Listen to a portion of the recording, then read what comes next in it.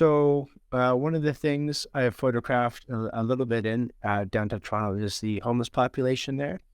And a couple of photos I've included here are some of my favorites that I've taken. And this one, like I said, I'm attracted to photos with composition and contrast of ideas, contrast of highlights, shadows, contrast of colors as well. So contrast in all sorts of ways. Um, Before I get too carried away, this one was shot with my 55 to 250. So this was shot from across the street on Yonge Street, just north of Shooter Ave or Shooter Street or Shooter Ave, I can't remember, downtown Toronto. So it's just across the street, just at the north end of an intersection. And we shot at f5.6, 1/200th of a second, ISO 200, just for those who want to know.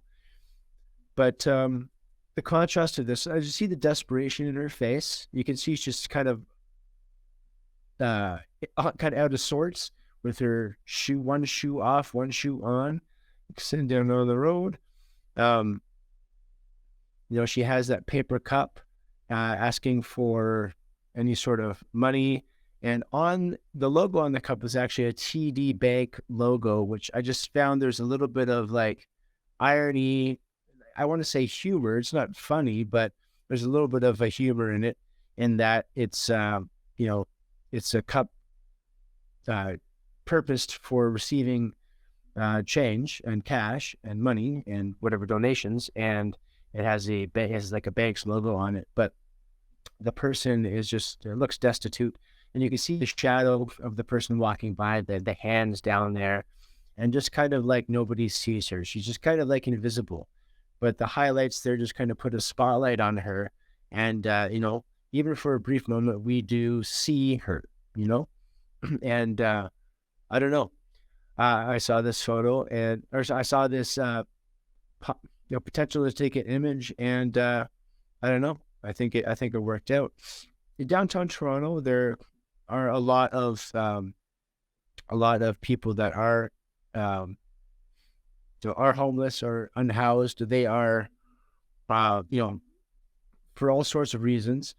But there's also a lot of scammers, and, I don't want to be cynical, but I can only say that because I got scammed. I remember one time when I was back in the early days when I was in college, and or high school even. I was in high school, and I was with a church group, and we were downtown Toronto, doing kind of like our street missions or whatever, and saw a guy, homeless veteran sitting in a wheelchair, and sign said like something like injured in Vietnam or whatever the case. I think it was actually Vietnam he quoted, and hungry, how any help, God bless, stuff like that, whatever the sign said.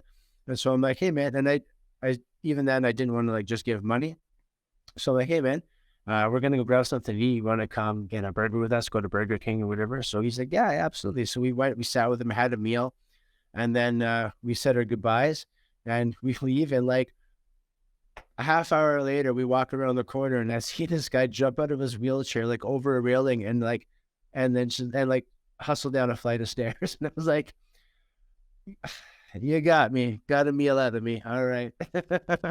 Fair game. Anyways, where was it? Okay. One of the other homeless photos is up in downtown Toronto here. This was at Ann Avenue and Queen Anne Avenue, or Queen Anne University rather.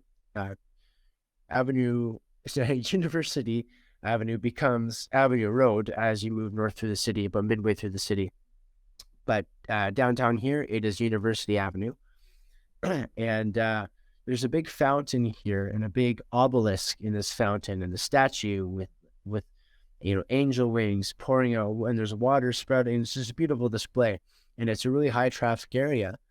And there was this gentleman there just sitting down, hanging out, just casually nonchalant, chilling out with his feet in the fountain. And so I thought at the time, I'm like, he looks really interesting, this like small human next to this huge plant, just chilling out with his feet in the fountain. Why were his feet in the fountain? That's weird. And so I took a picture, and I looked, I'm like, there's soap all over. Where's that soap coming from? And then I realized just by his right hip there's a tiny little like travel size shampoo bottle, and he was washing his feet in the fountain. And it just looks like he's just enjoying the sunlight there, chilling out with his feet in the fountain, getting his feet clean.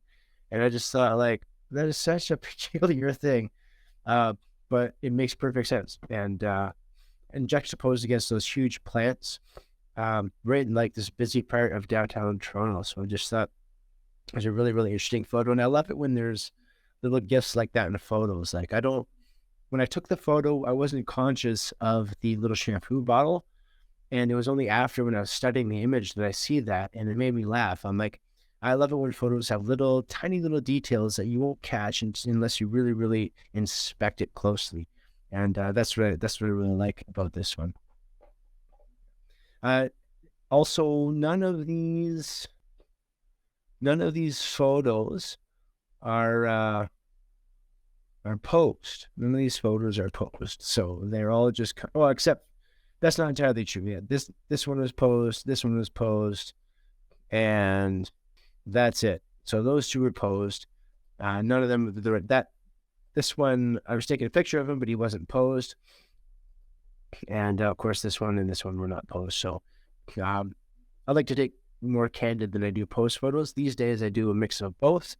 But yeah, this is, trying to capture a moment rather than create a moment, I think, is something that I aspire to do, because that's one of my other obsessions is jazz, is classic jazz music. I am a complete, absolute jazz nerd. And I almost don't listen to almost any other type of music. I'm just completely obsessed with it, just as much as I'm obsessed with photography. I guess it's just a personality trait. And they improvise, right? They have a structure that they kind of loosely cling to, or abide by. They have a set of rules that they kind of all know, that they can all kind of play the same game. They can kind of, and then they can make magic together.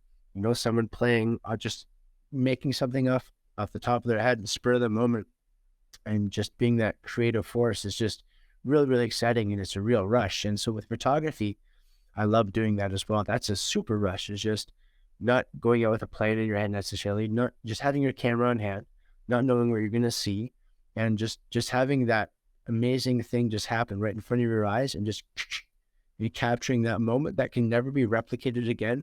And that's this beautiful thing, because even when AI can make these amazing photos that could take us out of the work, it can't capture a real moment. And that, to me, is the difference. And that's why, to me, capturing a moment is more important for me to do than creating a moment, because it's a genuine human thing, and it's a beautiful thing, and it's real. It's real. It's like the most real thing.